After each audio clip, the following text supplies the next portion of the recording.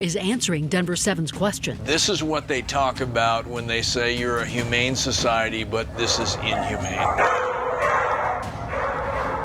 Chief investigative reporter Tony Kovaleski is breaking this story tonight. And Tony, insiders are outraged. Tensions are running high.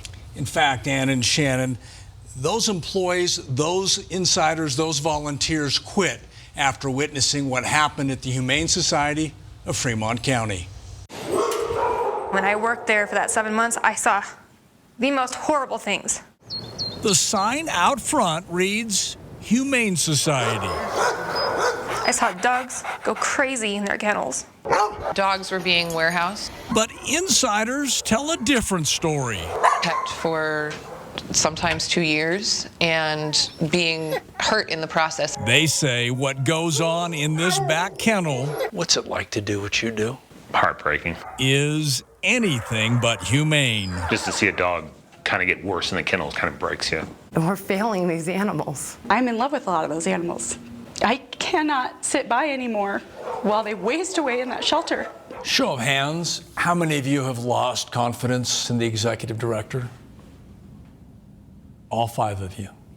All 5. Is that part of the reason you're here? Yes. Absolutely. Yeah.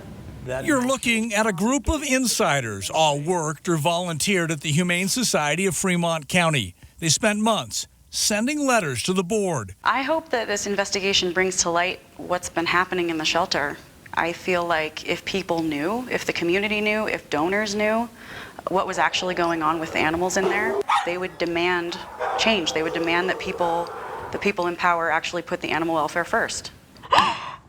There's dogs that have been there so long that are deteriorating. And you've watched it happen. I wake up in the night, I can't go back to sleep because these dogs are suffering and there's nothing we can do about it.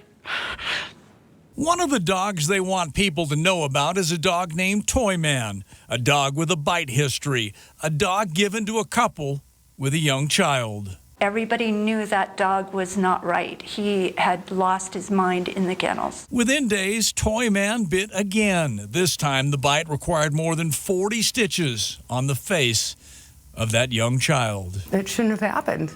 We should have stopped that. It could have been stopped. There are also serious questions about how the shelter handled this dog. His name, Cracker. He goes nuts. He spins and spins in his kennel. He jumps up on the chain link and he has no nails on the front of his paws because he rips them out. It's cruel.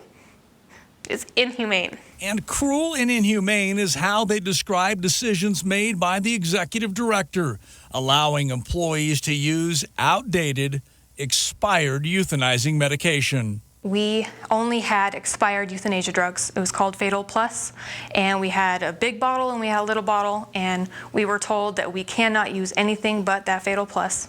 Expired by a couple days? It was expired by, I think, 3 or 4 years. I would go home at night and just lose it. I mean, this job's hard enough without having to be made to use expired drugs to euthanize animals and watch them suffer and die. Kelly Ramos served as the shelter's manager. She resigned just a few weeks ago. I have no idea, honestly. I'm constantly told we have no money. I'm constantly told this is just what we have to do. And I have been told, what's the worst that can happen? It kills them. Who said that? The director. His name? Doug Ray. Serious accusations that were all confirmed last month. State inspectors found more than a half dozen violations inside the Humane Society of Fremont County. Kennels not properly disinfected, dogs with bite histories allowed in public areas, and the state confirmed all 3 of the issues insiders shared with Contact 7, use of expired medications and failures in the handling of Cracker and Toy Man. Do you think the executive director will sit in front of our cameras and answer questions? Yes. I don't think he'll answer them honestly. But yeah, he'll answer your questions. No kill is important to me. And the shelter's executive director did agree to respond to all accusations. No kill just means you never kill a single healthy or treatable animal. And that's a big deal for us. And that's essentially the heart of this issue. Insiders saying the focus on the shelter's no-kill philosophy has created an inhumane and at times dangerous environment. Fair to say this is an unfortunate situation. It is. You know, I didn't see this coming on a life man. In a 25-minute interview, Doug Ray took responsibility and accountability for everything addressed by his former team members: Cracker, Toyman, expired drugs, and the state violations. It's my fault. It is 100. I said to my board, this is 100% my fault. I should have been all over this, and I wasn't. This is what they talk about when they say you're a humane society, but this is inhumane. You're 100% right. It's not okay that a dog was allowed to do that. Inhumane. I don't know if it's inhumane. It's just not okay. Are you here to say you're sorry? I am very sorry.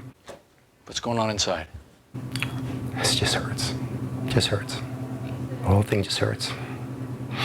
I should have never let this happen, and I did. So, but it's not going to happen again. I have my word on that. I learned a wicked big lesson here, for sure. And we have an example of the changes made since learning about our report and the state's inspection. Take a look. Take a look at this video. That's Cracker's paws, no longer bleeding. They have him in a new concrete-free and chain-link fence-free kennel. Director Doug Ray says what happened before simply won't happen again. The insiders that we talked with have said their sole purpose is to improve the quality of care for the animals. I think their message has now been heard. And Shannon? Tony, thank you. Thank you, Tony.